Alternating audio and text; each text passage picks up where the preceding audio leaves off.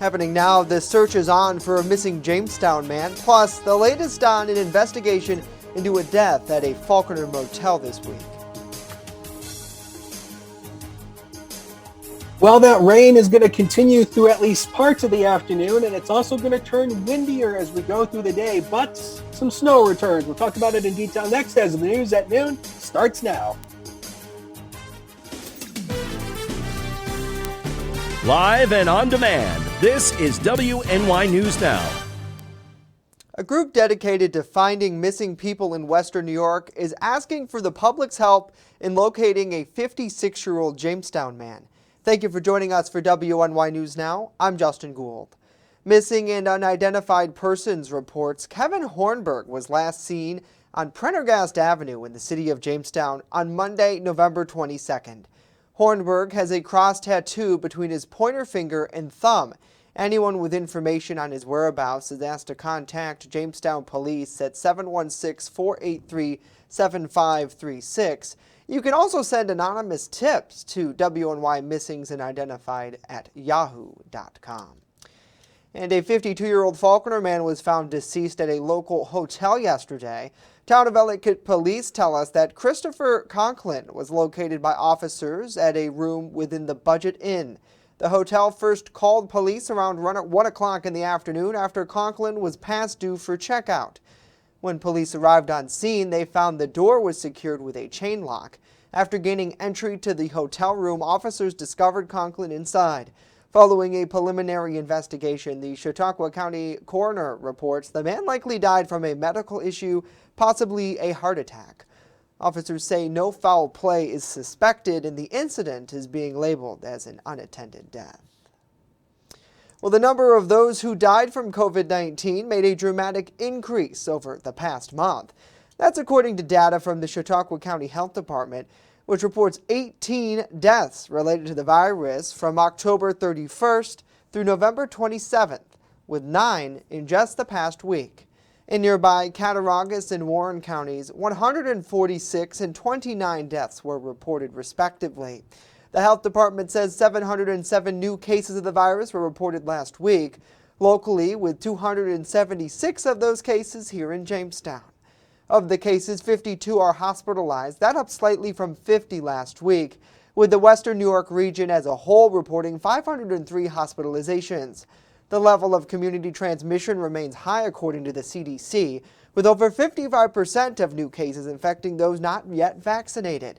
As for local vaccinations, over 58% of Chautauqua County residents are considered to be fully vaccinated against COVID-19, that according to New York State health data. Now, those looking to find a vaccine clinic for the first dose or for a booster shot can do so online now at chqgov.com. Well, many are asking, what is President Biden's plan for Omicron, the new strain that has appeared? What he's set to talk about today.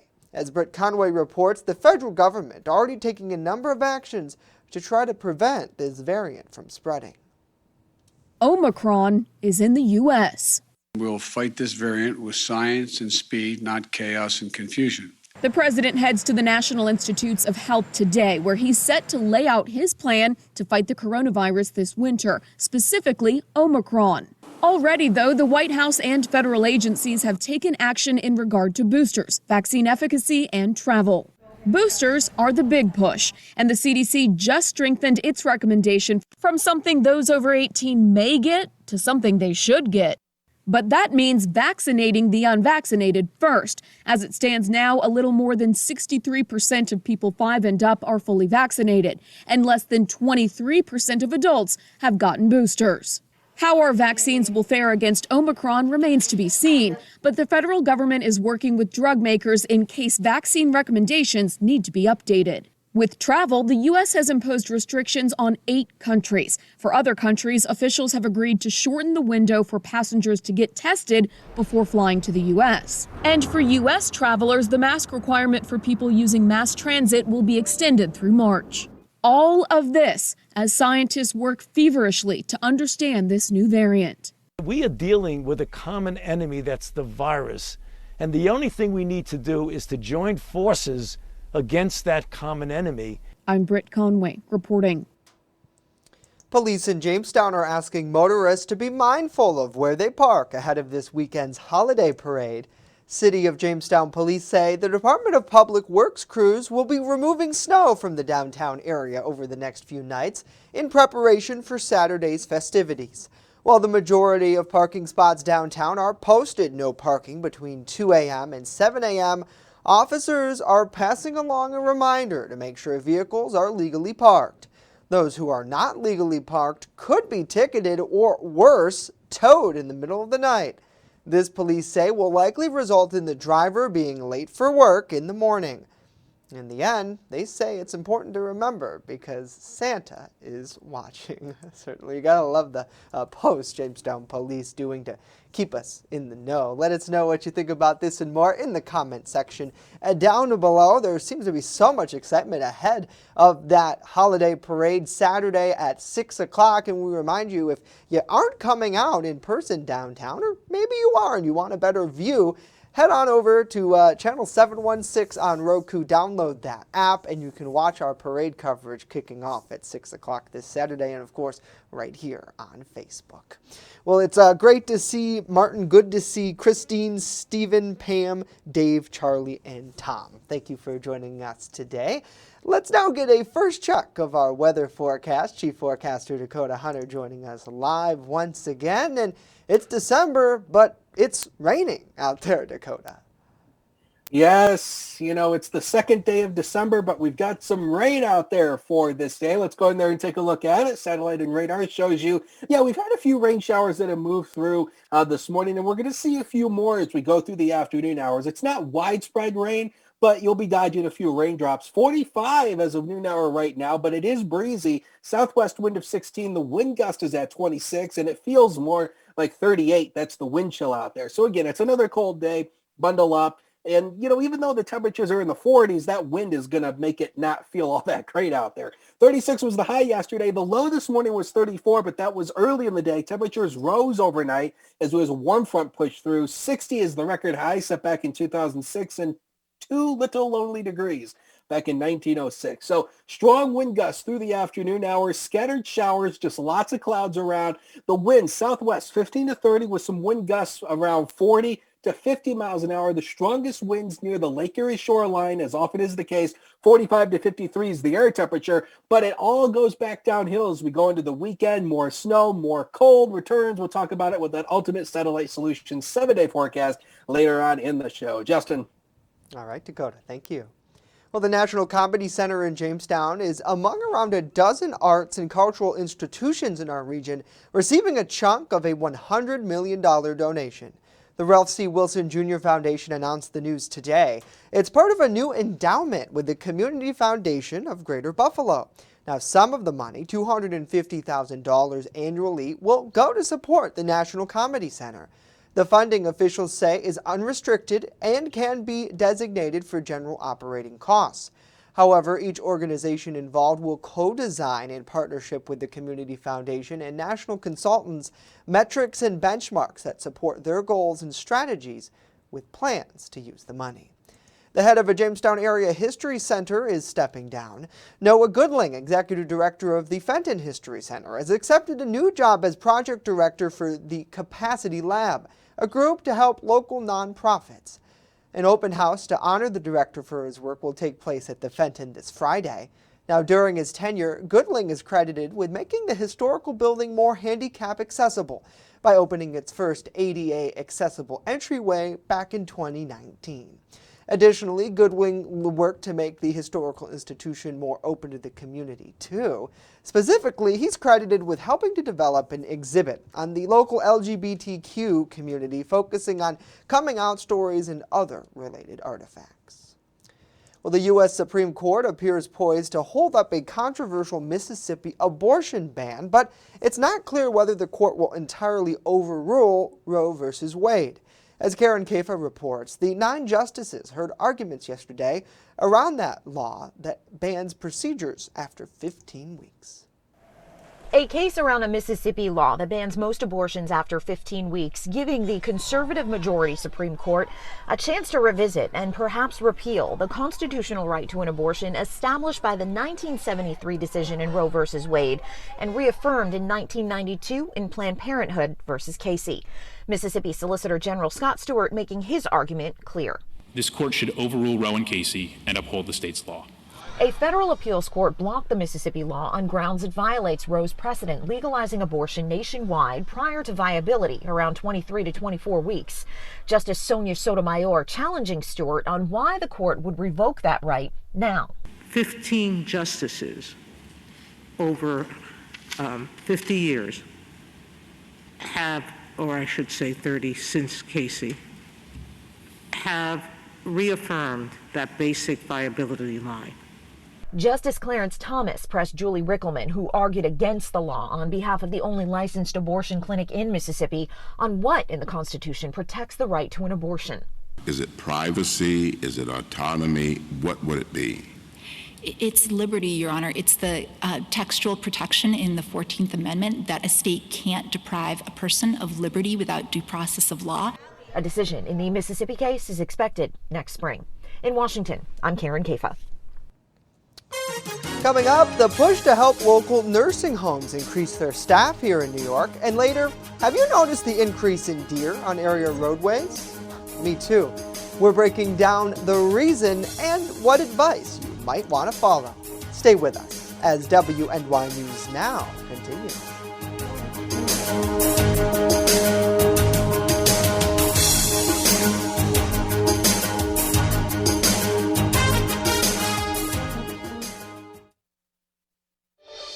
Happy holidays from WNY News Now. What could you lose in a home fire? Your possessions? Your home? Your memories? Don't let your world go up in smoke. Make sure you have working smoke alarms and practice an escape plan for you and your loved ones, because fire is everyone's fight. This message was brought to you by the Jamestown Fire Department and the Chautauqua Safety Village.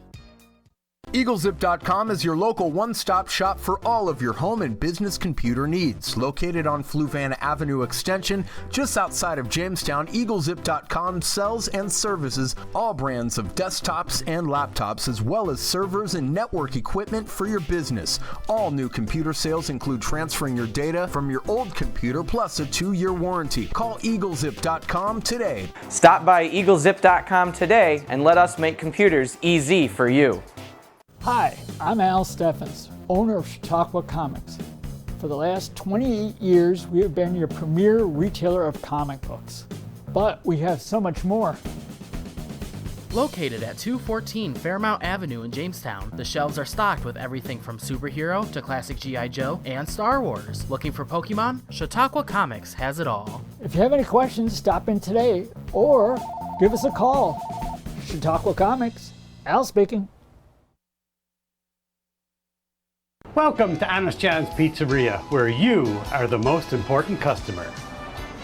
Everything from freshly made subs to the best of pizza and wings, Honest John's has it all. And don't forget the ice cream! Order online today or check out our 2 great locations with buffets ready for every appetite. Don't I have the best job in the world?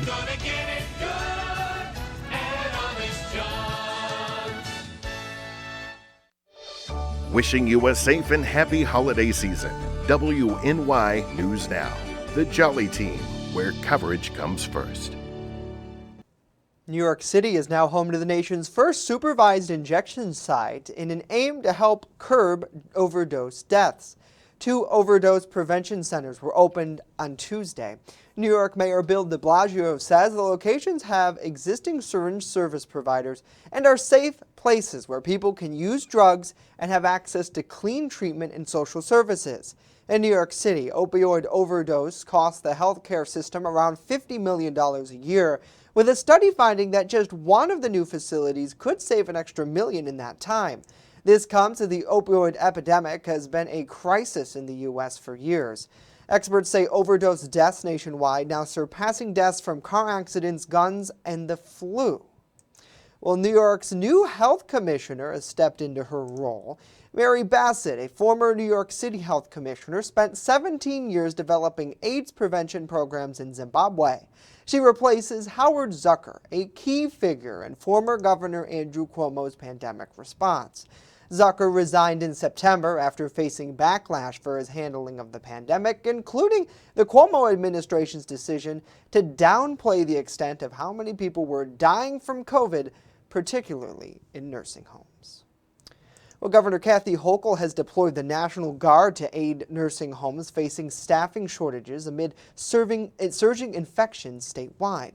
According to WNY's media partner, the Star-Gazette, the medical teams will offer assistance at New York nursing homes and long-term care facilities that have a need for additional resources. The State Department of Health will coordinate with each facility to ensure developments target each of their needs. According to Colonel Richard Goldberg, a spokesperson for the New York National Guard, the deployment consists of 120 members from the United States Army and United States Air Force separated into two-person teams. He says all Guard members will be medical technicians or combat medics, making them equivalent to EMTs. This deployment comes after at least 37 New York hospitals faced patient capacity shortages due to the pandemic. Under a state order, they're expected to halt elective health care and free up beds this Friday. Well, the emergence of that Omicron variant is throwing a monkey wrench into the travel industry's plans for a comeback. WNY News Now's Elena Jonathan is hearing from a local travel agent about planning that next trip. For 40 years, Ann Denny has been helping people plan their dream vacations. I'm kind of a dinosaur, but I decided that this is what I know. A year ago, she decided to purchase Miller Travel Services, knowing travelers would have more questions than ever before. Everybody's going on new vacations and they're looking forward to them. And Denny says people are ready to start traveling again. They're tired of staying home, and even with the new variant, this hasn't stopped people from booking. They just want to travel. They're done. They've sat at home long enough. Most of them are vaccinated with boosters. Things have changed since pre-pandemic. Traveling isn't as easy as just hopping on a flight. There are things to consider with countries shutting their doors. Now would be the time to read the fine print on your itinerary. Most of the tour operators right now will allow you to cancel for any reason. And cancel for any reason, the pandemic is covered under that. If you don't get a cancel for any reason and you just get a cancellation policy, the pandemic is not covered. So therefore, you do stand a chance of losing everything that you've paid. Denny says if you're looking to get out of the country, getting vaccinated might be required. You know, I highly recommend you get vaccinated. You can't go on a cruise without a vaccination or a negative COVID test. And some of the countries now are requiring vaccination as well. Elena Jonathan, WNY News Now. Well, raise your water bowls high and toast to the mixed breeds of the world, because today is National Mutt Day. If you don't have a special mutt in your life, it's a great time to get out and find one. And the Chautauqua County Humane Society is the perfect place. The special day is celebrated twice a year, December 2nd and on July 31st. The day helps to raise awareness of the plight of mixed breeds in shelters. There are millions of smart and healthy mutts in those shelters just waiting for someone to find them a forever home. Considering opening up your heart and home to one this holiday. And if you aren't ready or able to adopt right now, don't worry. The shelters are always in need of donations or even volunteers. But see, that's the problem. If I volunteer, I'm probably going home with one of those mutts. Let us know what you think about this and more in the comment section down below. We thank you for joining us for WNY News Now today. It's great to see Melody, Mindy, Lori, and Scott watching on Facebook Live. And hello to those viewers watching us on channel 716 on your Roku device as well. If you haven't added that to your channel lineup, you can do so. Just search channel 716 on your Roku. Well, now let's get a full check of our weather forecast. Chief Forecaster Dakota Hunter joining us once again. And it'll be a good day to snuggle up with your mutt because it's windy and rainy out there. Now, unfortunately, if you're like me, can't have pets here. Yeah. So, you know, I guess I just have to deal with, I don't know, one of my stuffed penguins that I have. So, I don't know. I'll just cuddle up with a stuffed penguin. You have quite the penguin collection, too, right? I hear. Yes, if you see, I don't want to adjust the shot too much, but if you look behind me up there, there's a thing full of stuffed animals, and there's a whole bunch of penguins up there. So Hey, penguins are, I you love see, penguins are my favorite aquatic animals. So, if we could have penguins as a pet, I'd have one. They're so cute. Hey, put one in your bathtub. That's what you could ask Santa for. Like a real one or a rubber? No, Okay, real never one. mind. Like, We're going down a rat hole. Let's go into weather. Let's take a look at the watches and warnings. We do have this wind advisory that stays in place until 7 o'clock tonight for much of the southern tier. It does not include Allegheny County, but it includes basically everybody else. So where are you going to find your trash can on that trash can window meter? Yeah, I think it's probably just going to be tipped over today. Again, the strongest wind gusts are going to be near the Lake Erie shoreline. So, so essentially across the inland areas, the wind gusts are still going to be somewhat gusty, but I don't think too much to blow your trash can down the street or maybe even in your neighbor's yard. So the satellite and radar composite, this is basically the same storm track that we keep talking about. We keep getting this little break, and then we keep getting these little clipper systems that keep coming on through. But notice there's a strong cold front over Michigan. That is going to move our way tonight and then through the day tomorrow. And the overall weather pattern is basically going to stay the same here. So basically the favored storm track is basically right across our region. So we're going to keep seeing these waves of these Alberta clippers just keep coming on through over the next basically several days. And south of the storm track, you go down into the deep south, it's going to remain warm and unseasonably dry down there, which includes states like Alabama, Georgia, Florida, and Texas as well. So getting back to home here, the newest Runner Future Scan, not too impressed with the rain coverage today, but there will be a few scattered showers around through the afternoon hours. That cold front crosses tonight, and look at what it does. Brings back more snow showers as we go in through the day on Friday. This is overnight going into the day on Friday. And again, the chance for rain and snow tomorrow is going to be rather isolated. So we put the chance at about 25 to 30% in area, but there still will be a few rain showers and a few snowflakes to go through.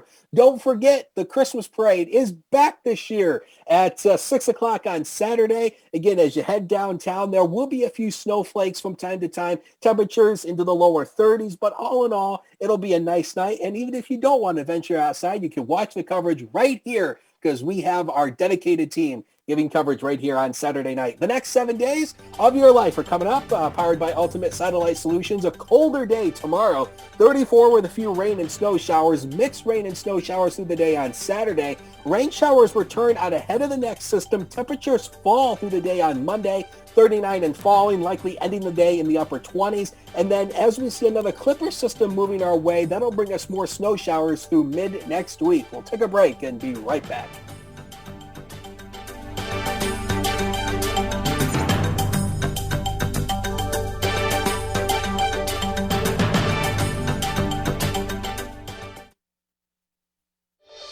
Wishing you a safe and happy holiday season.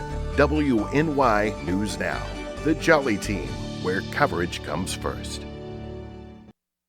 There's an old saying, there's no news in the newsroom.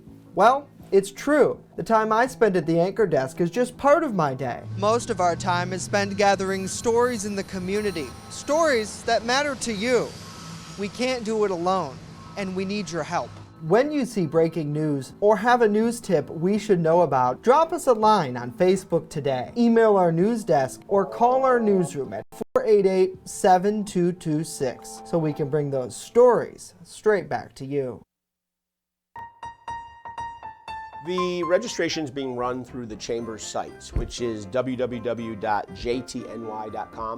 So if you go to click on that link, there's a fillable form online that you can just type in. We'll want to know, obviously a business name or a community group's name, the location, a contact name, and then if you just plan on marching or if you actually have a float.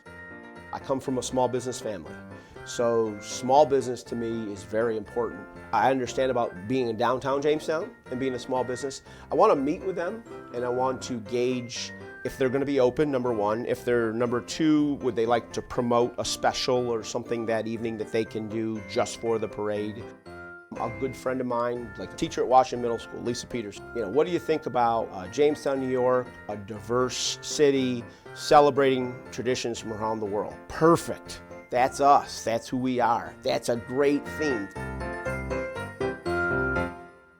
I know what you're thinking. I need a job. I need a new career. Well, I've been there. I've been there. I've been there. I wasn't happy with what I was doing. After high school, I didn't have a plan. I just wanted to start working. I got laid off twice, but you gotta keep going. You just need the right skills. Find an apprenticeship. I found a 2-year IT program. I found a medical course online. I'm now a consultant in the tech space. You have more options than you think. You can do this. You will find something. You will find something new.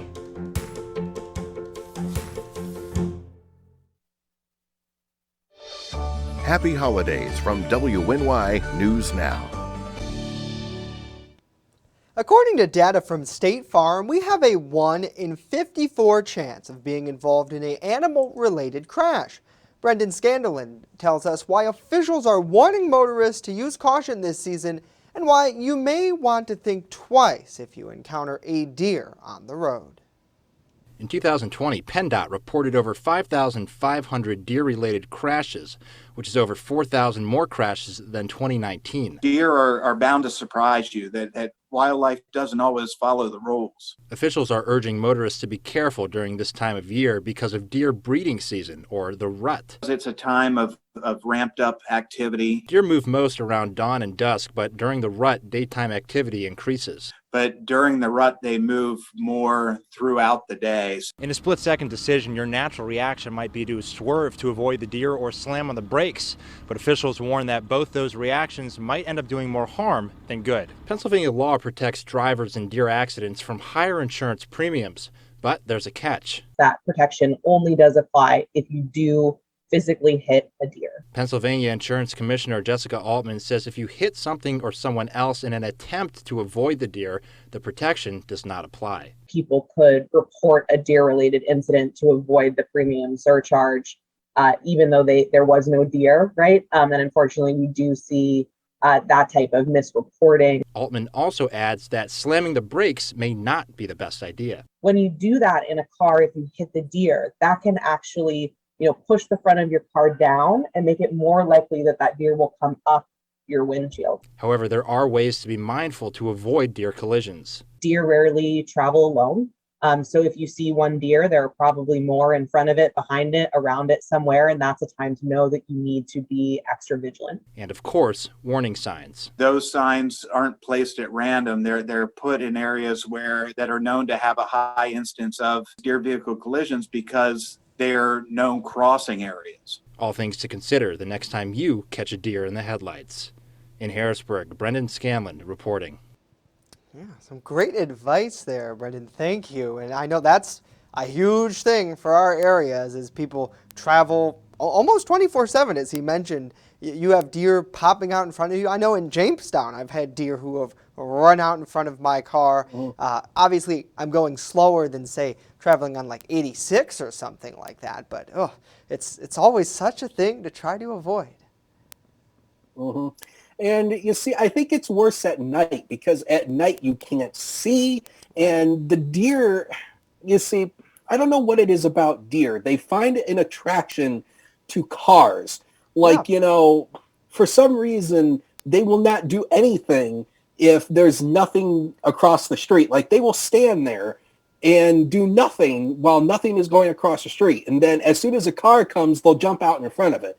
So it's just like, I don't understand what the mind is with the deer with that. So have you seen the second Secret Life of Pets movie, Dakota? No. So in that movie, they go to a farm and they run into a deer, and their pets can talk to each other in the movie. There's this deer and he keeps getting in the road and he'll sit there and go, car. I feel like it's real because some of them get out there and they either run or they sit there and stare at us.